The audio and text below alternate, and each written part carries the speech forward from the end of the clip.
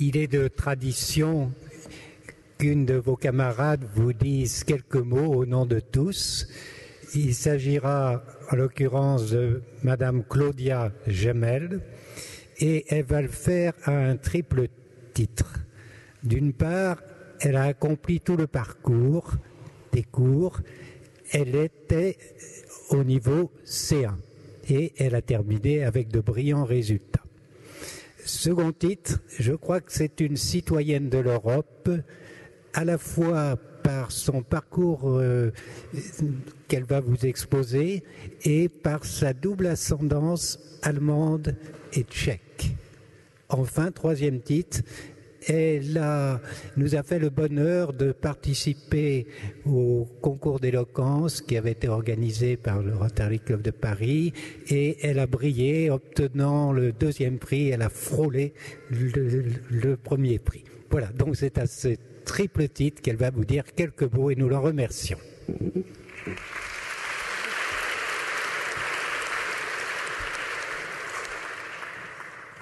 Bonjour à tous. Quand on m'a demandé de faire ce discours à vous, mes chers camarades, je me suis plongée de mes souvenirs de Paris. Je me suis posé la question comment Paris a commencé à exister dans ma vie. Je réalise que l'on a tous partagé pendant les derniers mois le même but. C'est l'apprentissage du français. Nous, tous, avons bien eu l'occasion de respirer l'air parisien. Je ne parle pas ici de l'air pollué, mais je pense à l'atmosphère parisienne et surtout au charme de ses habitants. Je suis sûre qu'avant de venir ici, nous avons tous imaginé comment la vie à Paris pourrait être. Et je vous invite, pendant les prochaines minutes, à me rejoindre dans ma réflexion et à revivre ces souvenirs avec moi ici. La première fois, j'ai visité Paris, j'avais 11 ans. J'ai visité les points touristiques principaux et une fois que la soirée était arrivée, je rejoignais les autres touristes pour faire une petite promenade en bateau sur la Seine. C'était l'été. Il y avait cette agréable sensation de légèreté dans l'air que nous connaissons après un jour chaud. Cela a incité les Parisiens à sortir et à se retrouver sur les quais de la Seine. En regardant les gens, parlant, riant, faisant des pique-niques et s'amusant, il me venait une idée qui se petit à petit manifestait dans mes pensées. Ces gens-là, ils m'ont salué. Bon, il faut dire que cette manière de salutation n'était pas dirigée seulement vers moi, mais plutôt vers nous, les touristes sur les bateaux-mouches. J'ai bien aimé ce petit geste, mais au même moment, je me suis dit qu'un jour je reviendrai et que je rejoindrai ce club choisi de Parisiens qui m'ont fait coucou sur la Seine. Plus de 10 ans après, et après avoir fini mes études universitaires au Royaume-Uni dans le domaine de la politique, je réalisais ce rêve. Je suis venue ici pour apprendre le français, qui était toujours un plaisir de moi depuis mon adolescence, mais qui est aussi une langue essentielle pour le chemin professionnel que je voudrais poursuivre. Donc, comme vous, je me suis inscrite au cours de civilisation française de la Sorbonne où j'améliorais mon français pendant 3 semestres.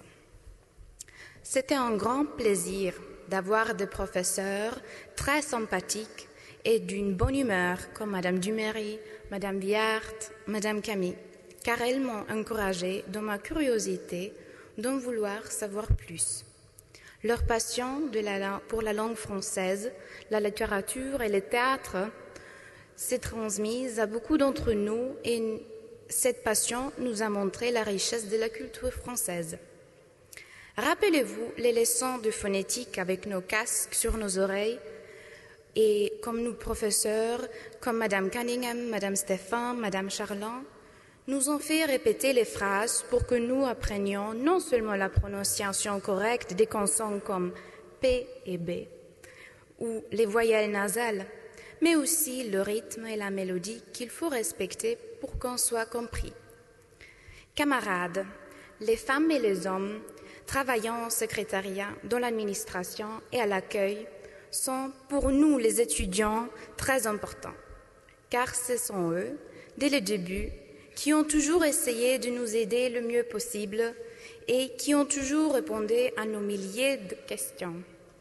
Eux et les professeurs, tous ensemble, ils nous ont donné le sentiment que le chez nous n'est pas si loin.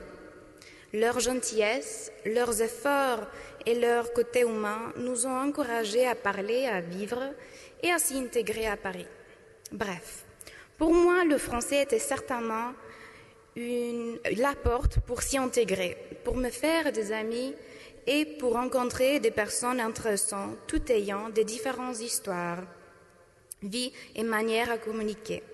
L'année prochaine, je vais continuer mes études, cette fois-ci à Sciences Po. Il faut surtout remercier nos familles pour leur soutien, nos camarades pour le bon moment ensemble et le professeur et les personnes de notre école pour avoir rendu notre expérience à Paris agréable.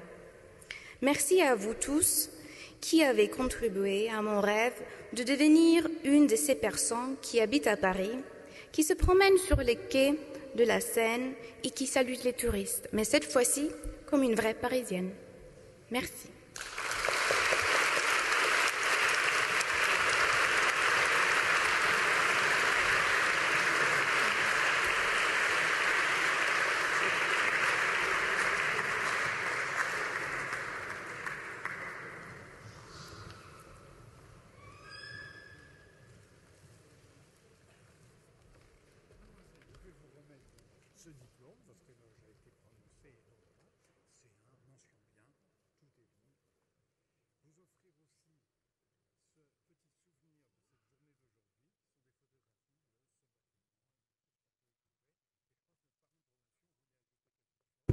Alors l'usage était, de la part de Napoléon, d'offrir un sabre d'honneur.